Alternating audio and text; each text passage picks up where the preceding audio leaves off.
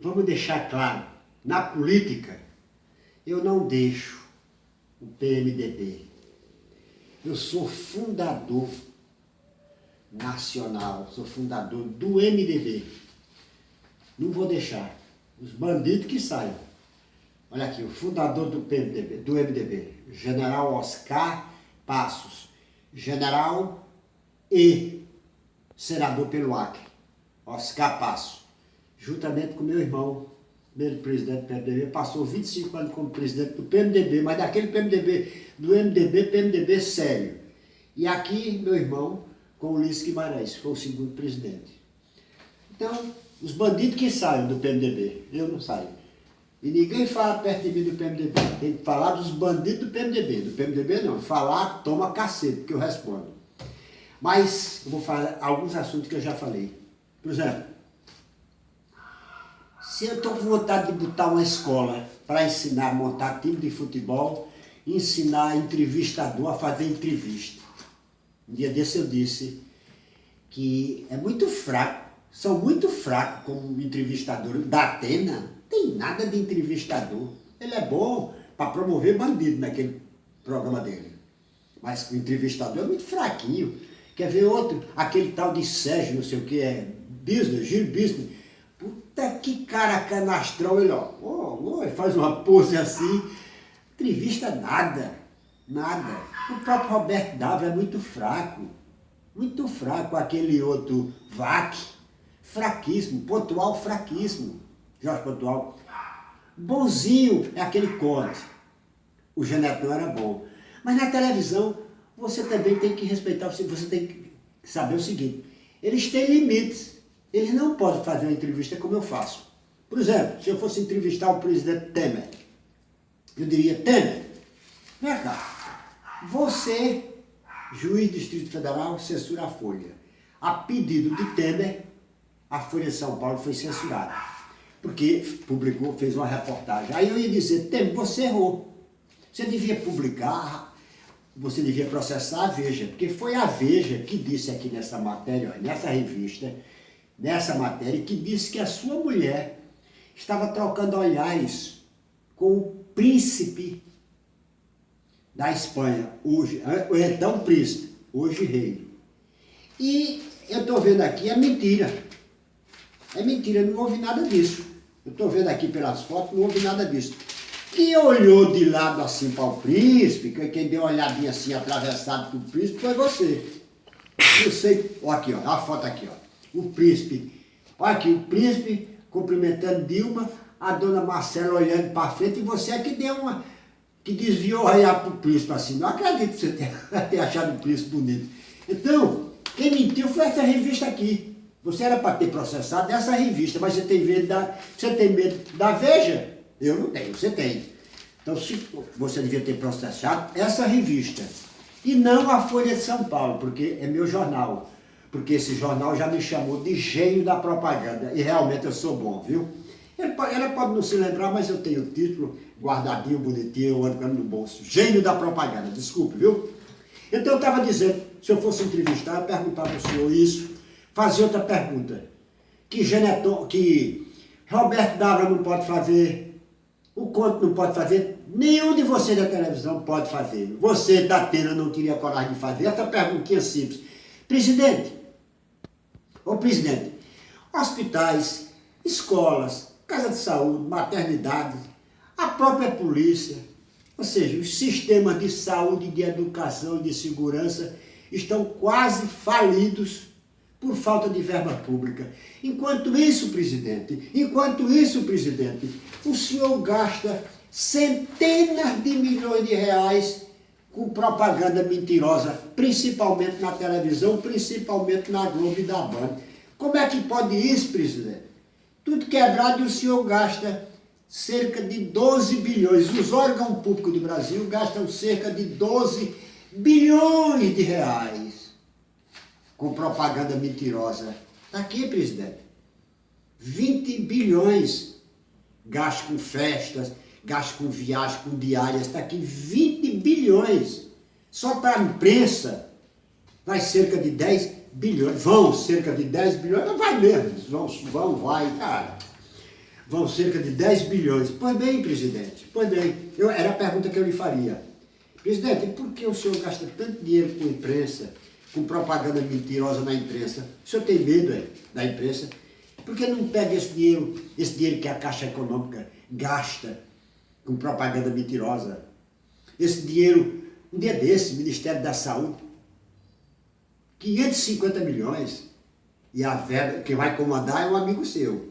A Petrobras, 550 milhões, a Caixa, 500 milhões. Por que não pega esses milhões todinho e não desvia? Vamos desviar, vou desviar todinho para a educação, para a segurança, para a saúde, para o povo, porque esse dinheiro é do povo. Desvie, passe por cima de tudo, aqui para os hospitais, para a maternidade. O senhor viu, presidente?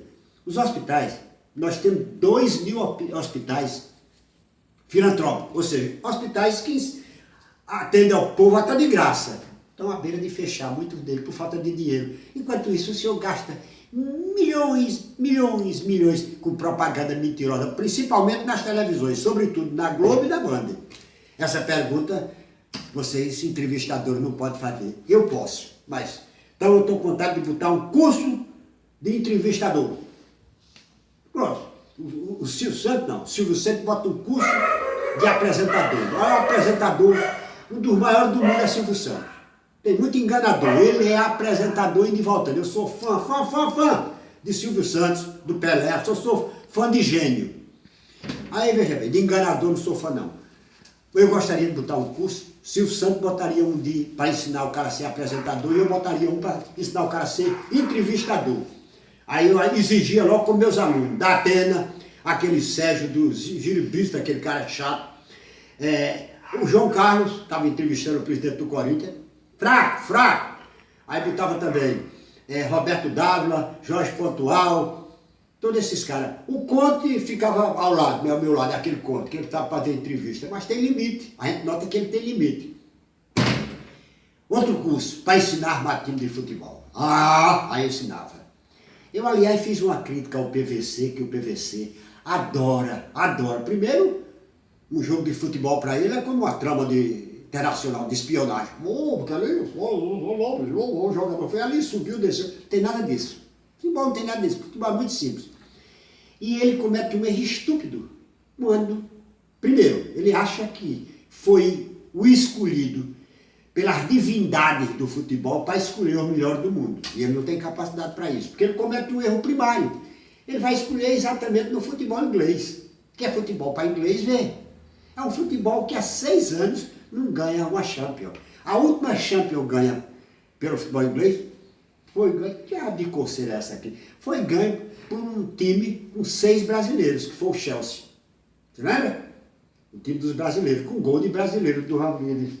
Pois bem, o futebol inglês é um bom futebol para os ingleses, é futebol para inglês ver. Aliás, os ingleses estão de parabéns, porque eles enchem os estádios. Aqui é que um povo gostar de futebol, enche os estádios, proporcionam rendas maravilhosas, os times são riquíssimos. Isso aí os ingleses estão de parabéns.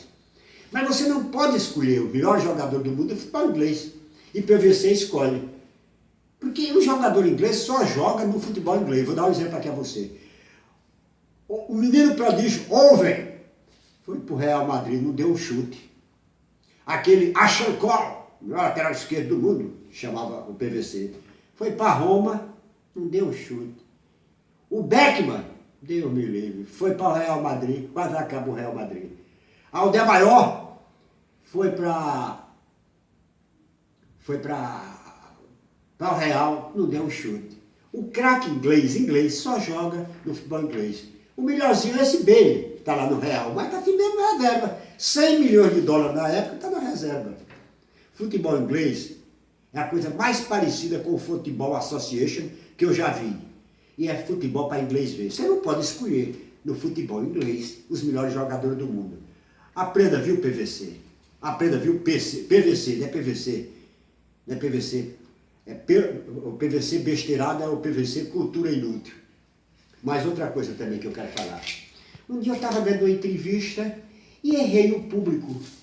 No lugar de dar o público de CSA e CRB, eu dei o público de São Paulo e CSA, eu dei o público de CSA e CRB. Aí um cara estava vendo, desses caras que ficam coçando os quilos, sem fazer nada em casa, só vendo o programa e chateando os outros. Aí telefonando, está errado, isso aí está errado, esse público aí não existe, não sei o que e tal. Aí perguntei quem é esse cara, é um historiador, é um escritor. Escritor de merda. Escritor de merda.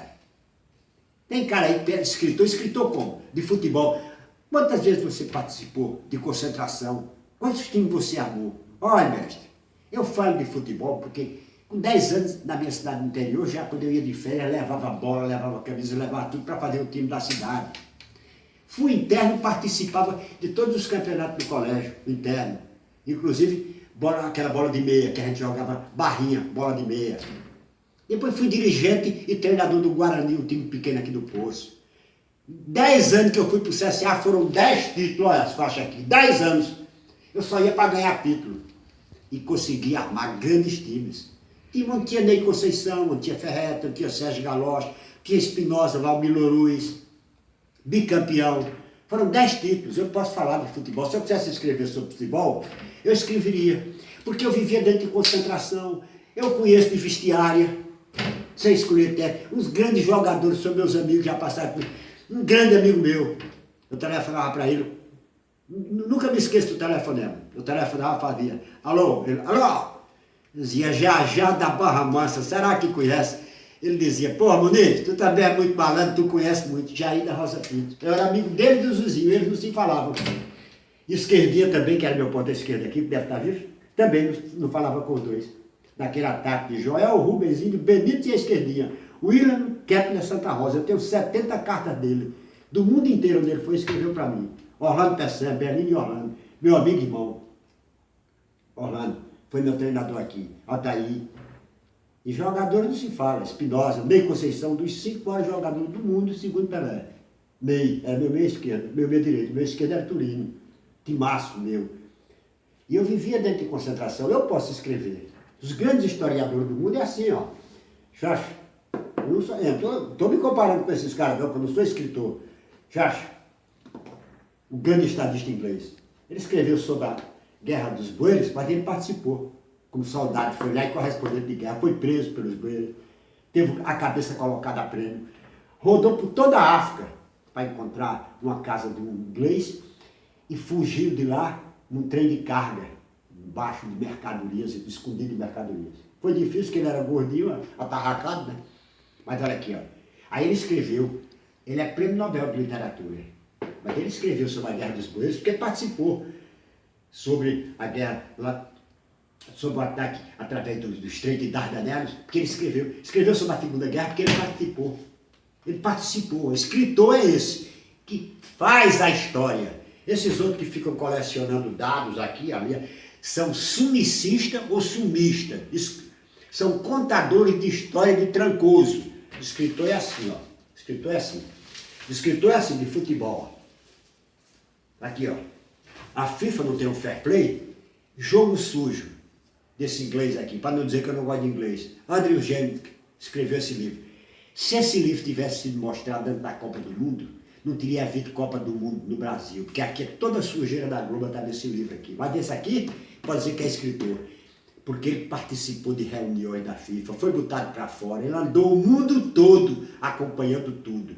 As Copas do Mundo, acho que ele tem 70 e tantos anos, mas acompanhou o futebol no mundo inteiro. Teve na CONCACAF, teve na TBF, ele assiste, viu de perto, viu documentos. Isso aqui pode dizer que é escritor. O maior livro sobre futebol, jogo sujo. É, ao contrário, né? Fair play é jogo limpo, que a FIFA nunca teve. Aí ele escreveu jogo sujo, provando que a FIFA não tem fair play, é jogo sujo. Mas esse livro aqui é os vira-latas safados da crônica esportiva televisiva do Brasil não mostraram da Copa do Mundo, porque se tivesse mostrado não tinha Copa do Mundo aqui não, porque nesse livro aqui diz que a Globo comprou uma cota de Copa do Mundo por 85 milhões de dólares e até hoje 33 milhões desse dinheiro não chegaram. Os 33 milhões até hoje não chegaram da FIFA. Eu soube que colocaram em cima do cágado, botaram uma maleta em cima do cágado e o cágado está nadando, está atravessando o oceano, por isso não chegou na FIFA ainda. 33 milhões. E outras histórias aqui das compras da CBF, tudo está aqui, de Jovelange, de Ricardo Teixeira, todos os trambiques estão aqui. Aí a imprensa brasileira, essa imprensazinha de bosta, a imprensa de bosta, não é a imprensa boa não, escondeu, a imprensa esportiva de bosta escondeu, para poder fazer a Copa do Mundo, para encher o rabo dos donos de televisão. A Copa do Mundo deixou um rombo de 30 bilhões, deixou o Estado superfaturado, mas a Globo faturou 2 bilhões, a Bandeirante faturou 2 bilhões, essa ESPN faturou uma porrada, tá bom? Por isso que não publicaram. Então, escritor é isso aqui, ó. Escritor é aqui, ó, o maior livro para mim de todos. Um dos maiores livros. Manual do Perfeito Idiota Latino-Americano. Livro, escritor. Ah, é. Ali é escritor, viu? Vargas Llosa escreveu para mim o melhor romance de todos. A Festa dos Bodes. Que ele foi para dentro da República Dominicana, conviveu, viu tudo. Aí escritor. Mas um bosta que fica, ó, paga do sumaquinho, tal, anotando dados para depois. Isso aí é contador de história de tramposo. Mas eu quero dizer a vocês o seguinte, no futebol, nós temos os grandes e vencedores times, que são aqueles times que durante a disputa dos campeonatos, eles jogam e ganham, que eles provam que são grandes times jogando no gramado. E nós temos também os grandes times no papel, que são aqueles times que o diretor diz, vamos botar, o dirigente diz, aqui, vou contratar fulano, enche o time de medalhão.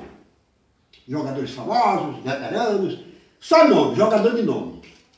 Que são os grandes times da badalação da imprensa e da formação dos dirigentes, os grandes times de papéis, que não passam disso, de grande time de papel, porque em campo não justifica nada. Tem, na Espanha, por exemplo, os grandes times do papel funcionam. Por quê? Barcelona e Real contratam os melhores jogadores do mundo. Aí não tem como errar. Porque eles contratam os melhores jogadores do Brasil, o melhor jogador da Argentina, o melhor jogador do leste europeu, o melhor jogador da África, contrata o melhor jogador da própria Europa Central, contrata esses jogadores, aí formam verdadeiras seleções mundiais. Não tem como falhar. Por quê? Porque jogam, disputam campeonato com times que não têm um décimo do orçamento que Barcelona e Real tem. Times feitos com locais, jogadores nativos, locais. Não tem nem como enfrentar o Barcelona. Assim mesmo, na Espanha, de vez em quando, um grande time no papel não funciona. Eu vou citar dois. Primeiro, o Barcelona dos holandeses, que tinha Hollinger, Ronald e Frank de Boer e Brathaus na esquerda. Tinha Cocu, que jogava Cocu mesmo no meio de campo, era Cocu. Podia ter Cabunda, mas era Cocu. Jogava Cocu, jogava Kluivert e jogava Zender. Ganhou nada. Sobrou na primeira fase da Champions.